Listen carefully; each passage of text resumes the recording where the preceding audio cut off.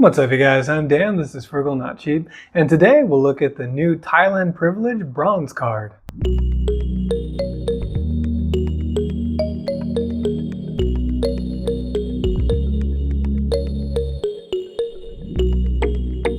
Thailand Privilege offers a number of long-stay visas in Thailand. These used to be called the Elite visas. But anyway, they recently moved to a system where they have different cards that you can get.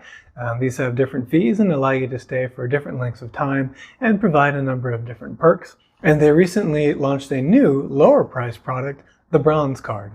This card allows you to live in the Kingdom of Thailand for up to 5 years at a cost of 650,000 baht, which is about $19,000 at the current exchange rate as of this filming, which is about 34 baht to the dollar. Now, this is significantly less than their previous lowest priced offering, which was the Gold card. You can still get this card. It is, again, 5 years as well, but the cost is 900,000 baht or $26,000. So what's the difference between the two, and is it worth $7,000? Well, with the Gold card, you do get some perks, such as complimentary 90-day reporting at the office. You also get one health checkup per membership, so that's just one, but still, it's nice that you get one, I guess. And they can also help you set up a bank account as well. Though that may require you to spend some points, I'm not sure exactly. And speaking of those points, you get 20 privilege points per year. So over the 5 years, that would be a total of 100 points, assuming that you're able to use them up completely each calendar year, because they are use it or lose it within that year. So in order for this to make sense, kind of excluding those complimentary one-time benefits that you get, you would need to basically make up the $7,000 with your 100 points, or you'd have to get an average of $70 in value per point. Now, that might not seem very hard if you're redeeming points for stuff here in the United States, where the cost of goods, where the cost of services is much, much higher.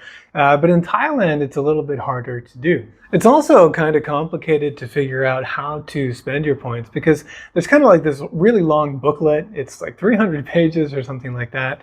There's basically, it's just a number of offerings from a lot of different partners. So this is definitely one area where, Thailand Privilege could upgrade the experience for us. It's kind of a pain to have to go through all these different offerings and see which ones we want to do and then redeem them. So hopefully they can kind of, make this whole process a lot simpler to find good value and ways to spend your points. In any event, one of the most high value ways that I've found to spend your points would be in order to get a free night at hotels. In some cases, it's, book 2 nights and get one more free night. In the case of do-sit hotels and resorts, you only need to book 1 night and you get another night free. And this also includes breakfast, which is pretty awesome. That's breakfast for 2. And if we look at sort of the cost of a night at different do-sit hotels, there's quite a range. But even for the do-sit Thani down in Hua Hin, this is $160 a night. And then if we look at the do-sit Thani Bangkok, this could be more like $406 a night. So spending just 1 point in order to get this additional night plus the breakfast for 2 is a really, really good value. But this would mean that you'd have to spend 40 nights per calendar year at a do-sit Thani hotel in order to take advantage of all this value.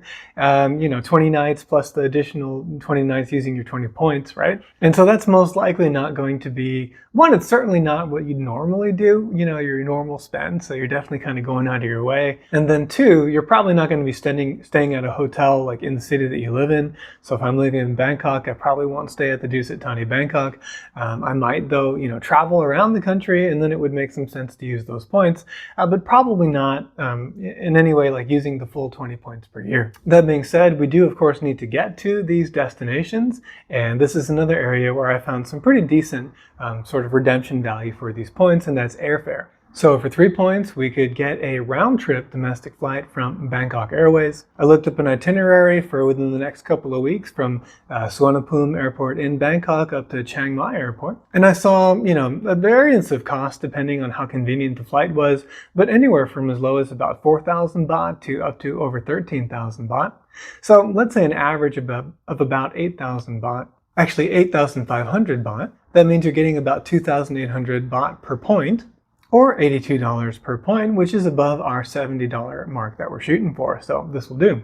And then before we get on that flight, we might want to stop by the Miracle Lounge at Suvarnabhumi. These are really nice lounges. I've stayed at the first class Miracle Lounge before and enjoyed the experience, although probably I prefer the Turkish Airlines one. But the thing here is that the entrance fee is only 980 baht. That's about $29, and so we're nowhere near the $70 mark that we're shooting to get. How about other redemption options? Well, we need to get to the airport, so another perk that we could use the points on is an airport transfer service. For a short haul trip, this would be 1 point with what they say is a 1,150 baht value.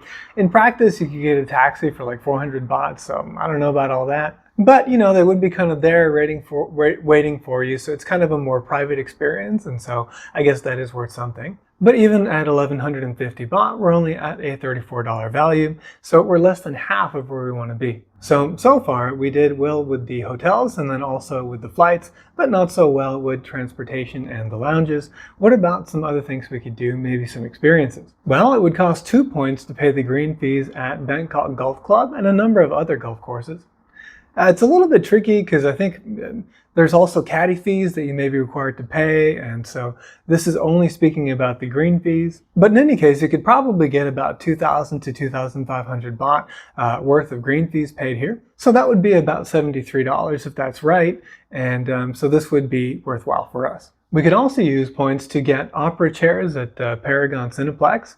So these are basically just really nice movie theater seats. The tickets are $1,100 a piece. So to get the two using the point would be 2,200 baht in value. At $64, so that's pretty good. Not quite 70, but not terrible. We could also get tickets to a Muay Thai fight. That would be 2 points at a 3,500 baht value. That's $51, which is okay. So as you can see, we can get some value for the points, but it's going to be pretty difficult in order to actually get the $7,000 worth of value just from these points. So if you don't really care to do a whole lot of these kinds of experiences and more luxurious kind of deals, then it's going to make a lot more sense to go for the bronze card than the gold card. So far, a bronze card is looking pretty good, but the real big problem is that there is another option out there, and that is the Destination Thailand Visa, also known as the DTV Visa. I did a video about that back in August. The DTV visa is also extendable up to 5 years, allows you to stay 180 days in Thailand per stay, so you can just leave and then come back, of course. The visa is targeted at remote workers and online freelancers, but you can also get the visa for what are called Thai soft power activities. So this could be cooking classes, Muay Thai classes, seminar series, short-term educational classes as well, even art and music festivals. So in principle, it looks pretty easy to get this visa, and the fee, of course, is much, much lower. It's only 10,000 baht. That's just under $300.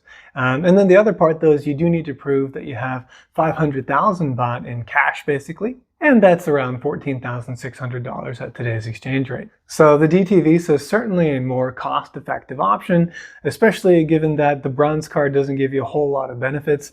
I think you do get still fast-tracked at immigration, so that's helpful when you're at the airport. And it's also probably, well, I don't know, like once you get the DTV visa, I don't know that they could at some point in the future revoke your ability to renew it. I don't know. But if that is a possibility, it seems less likely that they would mess with the Thailand Privilege bronze card than the DTV visa. But I don't know. It's hard to say. Now, one thing that is uncertain, though, is that after you finish the 5-year period with the DTV visa, you will need to get a different kind of visa. At this point, it doesn't look like they're offering the ability to get another DTV visa after that. And this could, well, at least in the case of the privilege card, be an issue, possibly, we don't know.